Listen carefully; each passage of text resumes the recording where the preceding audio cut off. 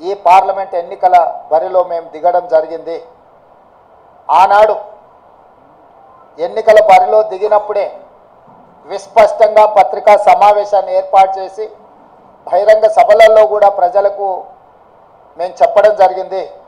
ఈ ఎన్నికలు నేను నా మంత్రివర్గము 100 రోజులు అందించిన పరిపాలనకు రెఫరెండము, మేము ఇచ్చిన గ్యారెంటీలను, మేము చేస్తున్న పరిపాలనను ప్రజల ముందు పెట్టి మేము ఓట్లు అడుగుతున్నాము. మా పరిపాలన మీకు నచ్చితే, మా పరిపాలన ఇంకా కొంత బలాన్ని చేకూర్చడం ద్వారా ఇంకా ప్రజలకు ఉపయోగపడే విధంగా పరిపాలన అందించడానికి మీరు తీర్పు ఇవ్వండి అని చెప్పి విస్పష్టంగా ప్రజలకు మేము వివరించడం జరిగింది. చాలామంది మీడియా మిత్రులు, సహచర ప్రజాప్రతినిధులు మనం రెఫరెండం అనకపోతే బాగుండునేమో, ఒకవేళ తీర్పు మనకు వ్యతిరేకంగా వస్తే ఆ తర్వాత సమస్య అవుతుందని కూడా చాలామంది సూచన చేసింది. కానీ ప్రజల పట్ల ఉన్న విశ్వాసము, కాంగ్రెస్ పార్టీ కార్యకర్తల నాయకుల పట్ల ఉన్న నమ్మకంతో ఆనాడు పిసిసి అధ్యక్షుడిగా, తెలంగాణ రాష్ట్ర ముఖ్యమంత్రిగా ఇది మా పరిపాలనకు రెఫరెండమే అని చెప్పి స్పష్టంగా నేను చెప్పడం జరిగింది. మధ్య మధ్యలో మీడియా మిత్రులు గుర్తు చేసినప్పుడు కూడా ఈ విషయంలో మాకు రెండో ఆలోచన లేదు, రెఫరెండమే అని మేము చెప్పడం జరిగింది.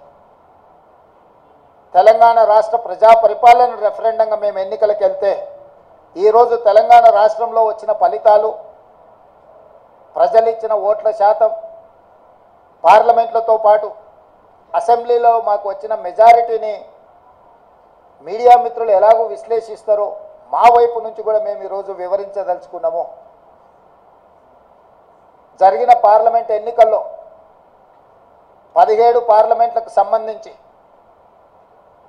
ఒక సీటు ఎంఐఎంకి ఇస్తే 16లో 8 పార్లమెంటు నియోజకవర్గాలను కాంగ్రెస్ పార్టీని గెలిపించడం జరిగింది. మరొక 8 భారతీయ జనతా పార్టీ గెలవడం జరిగింది.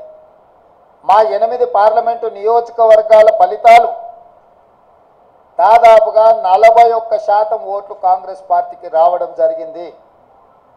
2023 డిసెంబర్ 3 నాడు వచ్చిన ఫలితాలలో కాంగ్రెస్ పార్టీకి వచ్చిన ఓట్ల శాతము 39.5%. ఈ పార్లమెంట్ ఎన్నికల్లో 100 రోజుల పరిపాలన తర్వాత దాదాపుగా 41% ఓట్లు కాంగ్రెస్ పార్టీకి రావడం జరిగింది. ఓట్ల శాతంలో ప్రజలు రెఫరెండం ద్వారా మా పరిపాలన బాగుందనడమే కాదు, మమ్మల్ని మెచ్చుకొని అసెంబ్లీ ఎన్నికల్లో ఇచ్చిన ఓట్ల శాతానికంటే అధిక ఓట్ల శాతాన్ని ప్రజలు మాకు ఇవ్వడం ద్వారా, ఆశీర్వదించడం ద్వారా మా పరిపాలన పట్ల ప్రజలు సంతృప్తి వ్యక్తం చేసిండ్రు అని చెప్పి నేను భావిస్తున్నాను.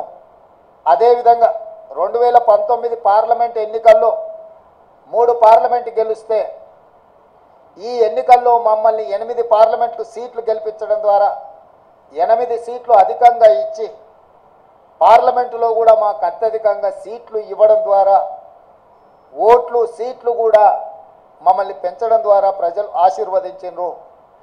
ఇదే కాకుండా మూడవ విశ్లేషణ, 119 శాసనసభ నియోజకవర్గాలలో ప్రజలు ఓట్లేస్తే విస్పష్టంగా ఆనాడు 64 సీట్లు ఎట్లయితే మెజారిటీ వచ్చిందో ఈరోజు 64 సీట్లలో మెజారిటీ రావడమే కాకుండా కంటోన్మెంటు మేము ఓడిపోయి బీఆర్ఎస్ గెలిచిన సీటులో కాంగ్రెస్ పార్టీకి 13,206 ఓట్ల మెజారిటీ ఇచ్చి 65వ స్థానాన్ని కూడా కాంగ్రెస్ పార్టీకి ఇవ్వడం ద్వారా ఆనాడు ఇచ్చిన 64 సీట్ల కంటే ఇంకొక సీటును అదనంగా ఇచ్చి కాంగ్రెస్ పార్టీని అసెంబ్లీలలో కూడా 65 సీట్ల తీర్పు ద్వారా మా రెఫరెండంని ప్రజలు సమర్థించిండ్రు, మాకు అనుకూలంగా ఓట్లేసి గెలిపించారు.